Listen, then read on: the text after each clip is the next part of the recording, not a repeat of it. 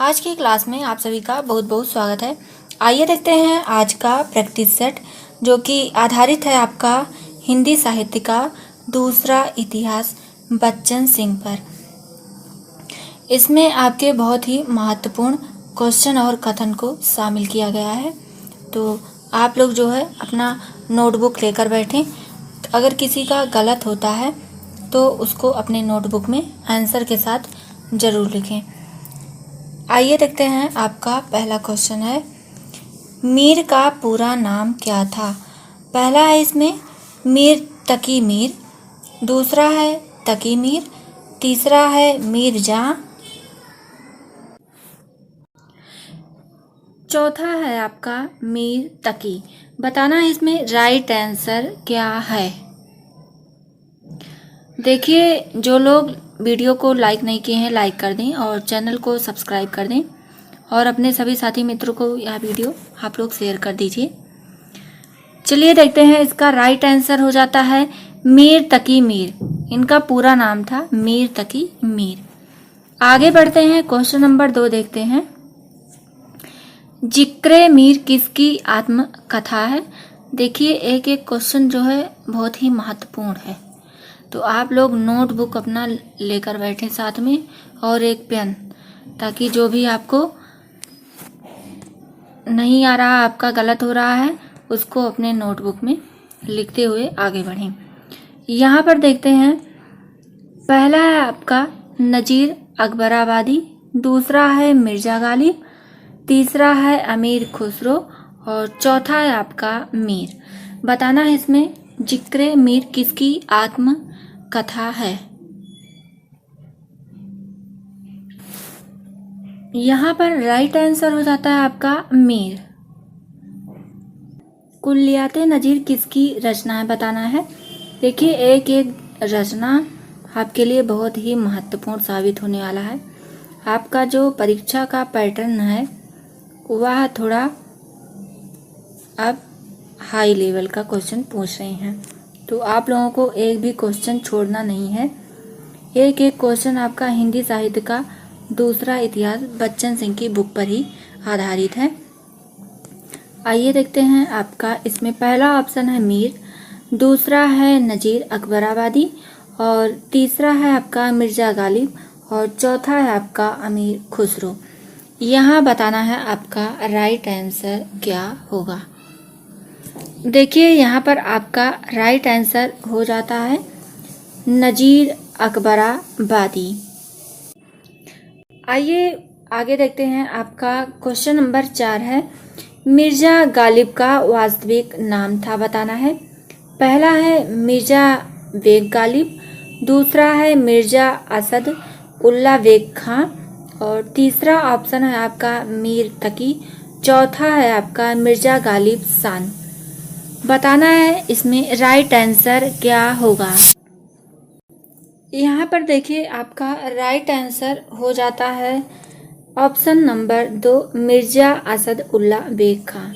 देखिए, एक एक क्वेश्चन आपके लिए बहुत ही महत्वपूर्ण यहाँ पर रखे गए हैं, तो आप लोग वीडियो को स्किप बिल्कुल ना करें। गालिब के यहाँ कोई व्यवस्थित चिंतन नहीं मिलता है, व्यवस्थित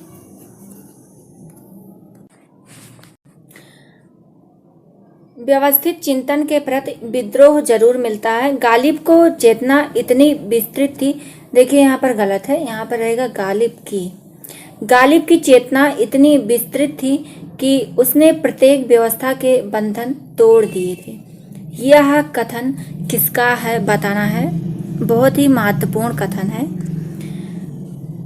पहला है इसमें राम कुमार वर्मा, दूसरा है डॉक्टर नगेंद्र, तीसरा है बच्चन सिंह और आपका चौथा है शुक्ल जी। बताना है इसमें आपका कौन सा ऑप्शन सही है। देखिए, यहाँ पर आपका राइट आंसर हो जाता है option number 3 Bachchan Singh. Question number 6 देखते हैं, राजदेव विलास किसका ग्रंथ है। पहला है आपका लाल कवि, दूसरा है मान कवि, तीसरा है सूदन और चौथा है आपका जोधराज। यहाँ पर बताना है राइट आंसर क्या होगा। देखिए यहाँ पर आपका राइट आंसर हो जाता है मान कवि। जो राजदेव बिलास है मान कवि की यह जो है रचना है।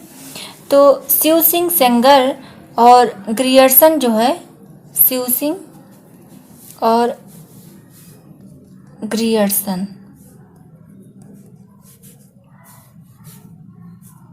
ये दोनों जो है इसका जो प्रमाणिक इसको करते हैं इस रचना को, वह राजदेव बिलास है। लेकिन जो मिस्र बंधु हैं उन्होंने इसका जो नाम है राज बिलास बताया है, राज बिलास। जबकि शिव सिंह सेंगर और ग्रियर्सन जो हैं वो मान कवि की रचना राजदेव बिलास ही स्वीकार करते हैं। ये जो है दोनों में अंतर है, तो थोड़ा ध्यान से आप लोग इसको नोट करते हुए आगे बढ़िएगा। आगे देखते हैं आपका क्वेश्चन नंबर 6 है, विष्णु बिलास और छत्र प्रकाश के रचनाकार बताना है। कौन है? पहला है आपका बोधा, दूसरा है मान कवि, तीसरा है लाल कवि और चौथा है आपका सूदन। यहाँ पर बताना है राइट आंसर क्या होगा। देखिए यहाँ पर आपका राइट आंसर हो जाता है लाल कवि। ये जो रचना है विष्णु बिलास और छत्र प्रकाश, ये रचना लाल कवि की है। आगे देखते हैं क्वेश्चन नंबर 6 है आपका, माफ कीजिएगा क्वेश्चन नंबर आपका है 8।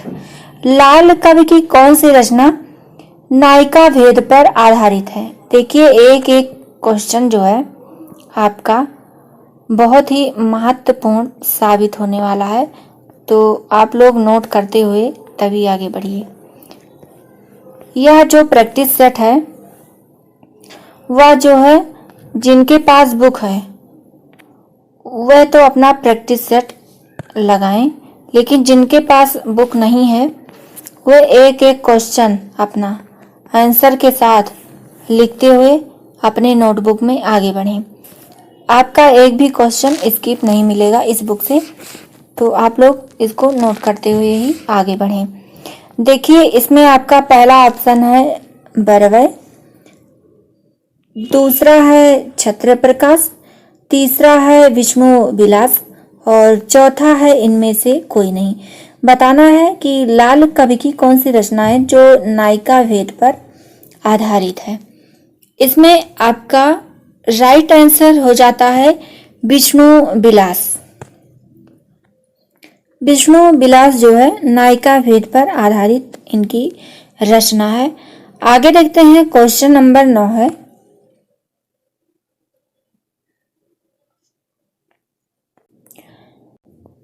क्वेश्चन नंबर 9 है, लाल कवि की कौन सी रचना, देखिए इसको नायिका भेद काट दीजिए, यहाँ पर लिख दीजिए प्रामाणिक।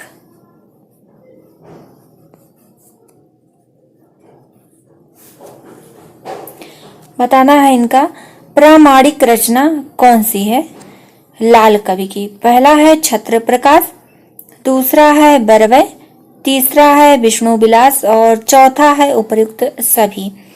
इसमें बताना है लाल कवि की प्रामाणिक रचना कौन सी है। देखिए यहाँ पर राइट आंसर हो जाता है छत्र प्रकाश। छत्र प्रकाश जो है इनकी प्रामाणिक रचना है। आगे बढ़ते हैं, इसमें क्वेश्चन नंबर 10 है, सुजान चरित किसकी रचना है? पहला है जोधराज, दूसरा है मान कवि, तीसरा है लाल कवि और चौथा है सूदन। बताना इसमें राइट आंसर क्या होगा। सुजान चरित किसकी रचना है? यहाँ पर आपका राइट आंसर हो जाता है, यह जो है सूदन की रचना है। इसको जो है अपूर्ण मान लिया गया इस रचना को, क्योंकि इसकी जो है अंतिम अंश में जो पुष्पिका होती है वो नहीं है, इसमें अनुपस्थित है, तो इसलिए इसको अधूरा या अपूर्ण जो है मान लिया गया है। आगे देखते हैं। देखिए बताना इसमें क्वेश्चन नंबर 11 है आपका, सुजान चरित की जो है कितने जंगों में विभक्त है। देखिए ये बहुत ही महत्वपूर्ण क्वेश्चन है, आपको ये क्वेश्चन कहीं देखने को नहीं मिला होगा।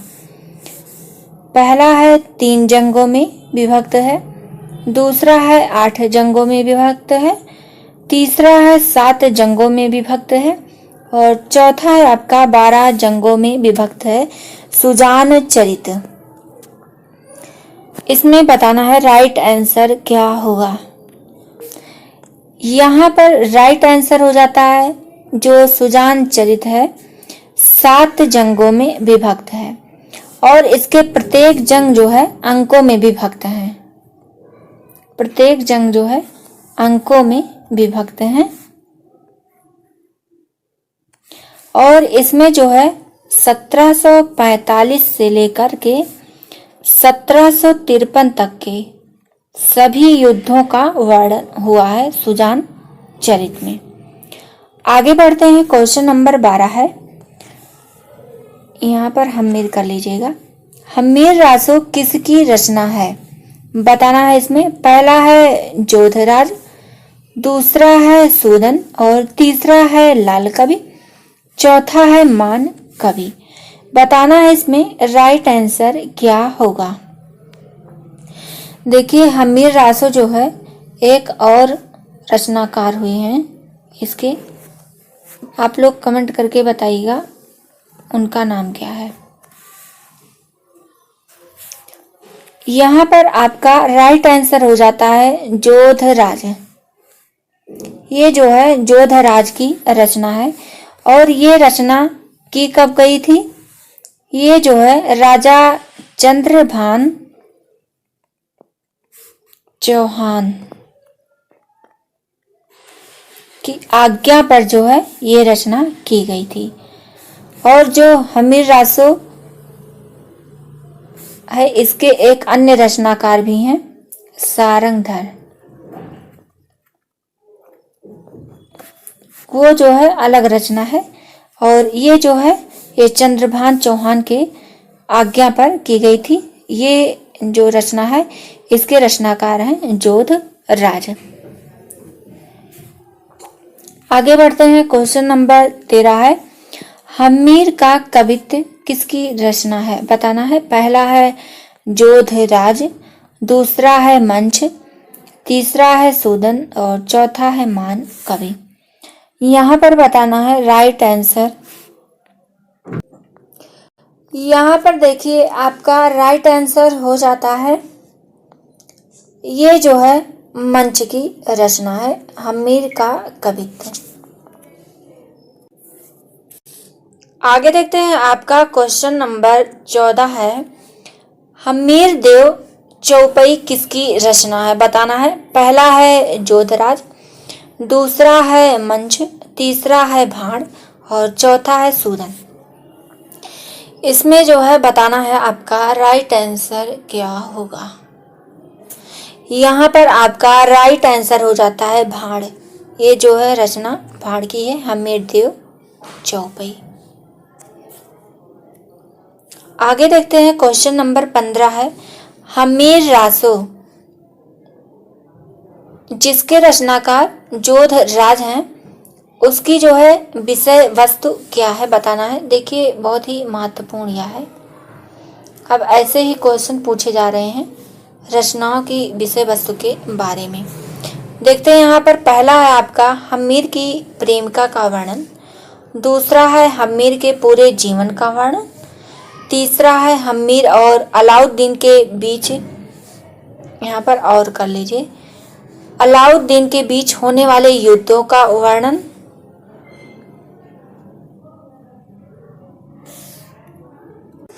आपका ऑप्शन नंबर 4 है हम्मीर जीवन काल के सभी युद्धों का वर्णन। यहाँ पर हम्मीर के लिख लीजिए, हम्मीर के जीवन काल के सभी युद्धों का वर्णन है। बताना है कि जो जोतराज की रचना है हम्मीर रासो, उसमें जो है किस चीज का वर्णन है या उसकी जो है विषय वस्तु क्या है। देखिए यहाँ पर राइट आंसर हो जाता है हम्मीर और अलाउद्दीन के बीच युद्धों का वर्णन इसमें किया गया है। आगे देखते हैं क्वेश्चन नंबर 16 है रत्नावली किसकी रचना है। बताना है इसमें पहला है दरिया साहब जो कि ये बिहार वाले हैं, और दूसरा है यारी साहब, और तीसरा है दरिया साहब। यहाँ पर राइट आंसर हो जाता है आपका यारी साहब।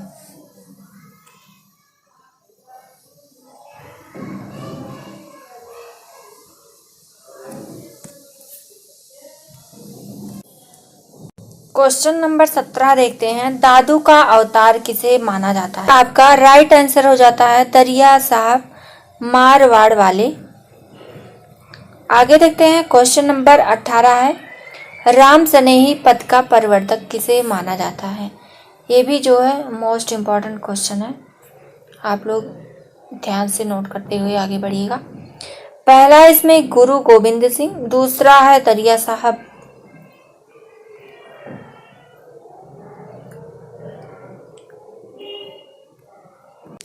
आगे देखते हैं क्वेश्चन नंबर 19 है आपका ज्ञान दीपक किसकी रचना है। बताना है पहला है पलटू साहब, दूसरा है दरिया दास बिहार वाले, और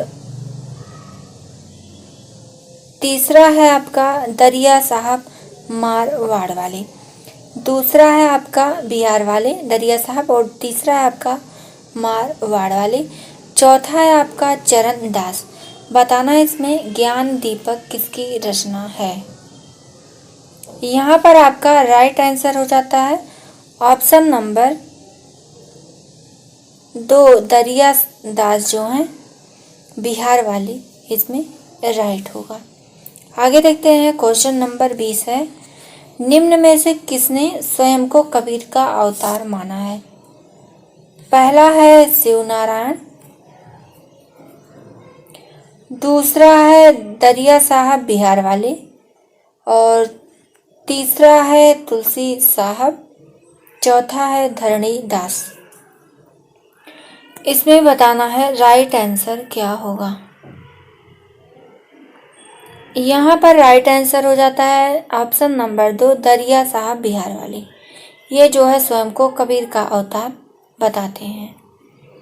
आगे देखते हैं क्वेश्चन नंबर 21 है आपका सतनामी संप्रदाय की कोटवा शाखा के प्रवर्तक कौन थे। बताना है पहला है जगजीवन दास, दूसरा है बाबा कीनाराम, तीसरा है बूला साहब, और चौथा है प्राणनाथ। बताना इसमें राइट आंसर क्या होगा।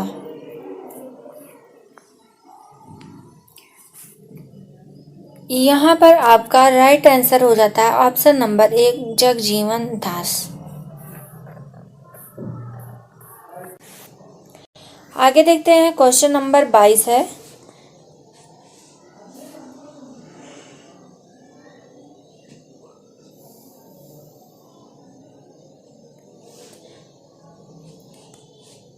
मधुमालती किसकी रचना है।